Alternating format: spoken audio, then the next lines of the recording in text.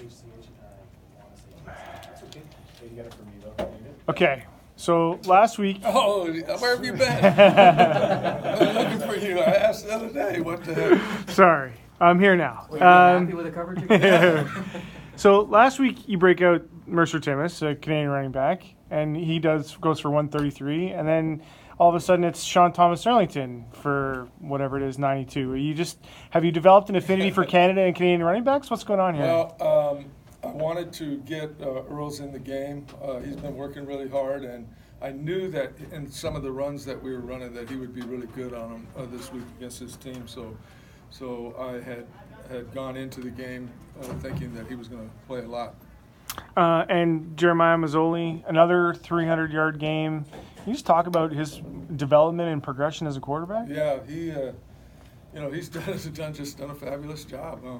I think we had one thing that he knows what's happening. He knows where to go with the ball. He's willing to stand in and throw it. He's willing to scramble and make some plays. He's doing the complete thing right now. I know he's a little sore. He got whacked. We busted a protection early, but he finished, so that's good. He's on a roll. The defense keeps getting him the ball back, and right from the first possession in the second, right through the end of the third quarter. It's got to be a huge factor. No, it's a big factor. And then, to be quite honest, we had two things: an offside penalty, and then I screwed up a call on the wristband that kind of stopped two drives. Well, really, when we need to score and we need to finish it, and so I got to get those corrected. But hey, a win's a win, and it's a lot better than the alternative. That's for sure. The defense, I gather, when you talked about you got to take away one of the two things from them. Mm-hmm. It looked like it was the run that you were. Well, we were trying to. I saw him come break, and he was real close a couple times. But the defense did a good job doing what we had to do to win the game. It seemed like that last drive was forever. Mm-hmm. I don't know how many plays it was, but man, that's Canadian football at the best right there. It goes on that final minute for about 10 minutes. Can I go back to your run strategy? You said you wanted to give Thomas Arlington more carries, but you put the ball in Timmis's hand for a couple of those short yardage touchdowns. What was your thinking on that? Well, he's a little heavier runner when when it gets condensed down. When you get tighter, they're playing more gap defense, and so you need a little bigger guy. I probably could have left Earls in there. He's a good little inside runner too, but I had it going in that if we got down there on the short yardage stuff, that I used the bigger guy.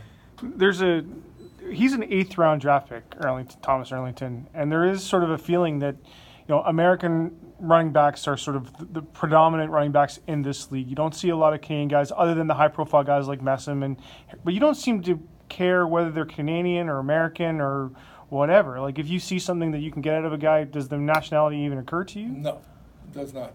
I went in last game thinking 27 was going to do some things. I went in this game, I knew they had seen 31, and I knew that he has some ability, and he showed it. He's a good football player. I really think he's playing receiver very well, too, for us. And he's worked hard for 2 years, and I'm glad he got the opportunity to excel on national TV. You got a third Canadian buried anywhere? Anybody else? Mark Chapman was here for this game. Yes. Can you talk about bringing him in and what that's about? I was expected to talk to he and his family. Maybe I'll talk to him upstairs afterwards. I thought I was going to see him before the game, but I didn't see him, so I'm glad you said they're here.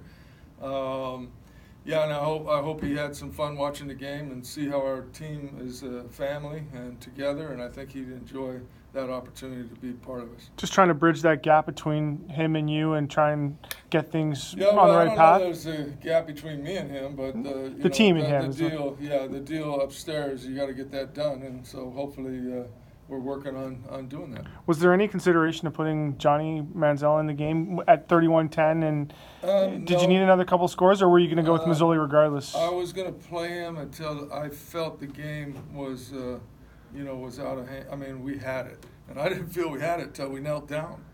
So that's just how I am. How's Adrian Tracy? I don't know. He got a shot there. I think it was rib, but I don't know. I saw him after the game and hugged him, and hopefully he's okay. And Daly came. Sorry, I was going to say Daly came back too. Yeah. No issue there. No, he came back and played, yeah. I'm sure their bodies are gonna be sore, got a short week, so we just gotta get ready fast. Coach, you said yesterday that you feel that Mazzoli's been the best quarterback in the league for the past 12 games. Is it safe to say now it's 13 games? Yeah, safe to say 13, and I didn't even know until I was on the field that the number of 300-yard days that he had. I know you guys have known about it, but I think that's ties the record now, right? No, he's one short. One back of Sam Okay. Echeverry and a guy named Kent Austin. Oh, okay. Okay. Well, I'll try to preserve Kent's record. Thanks a lot, Coach. Okay, thank you.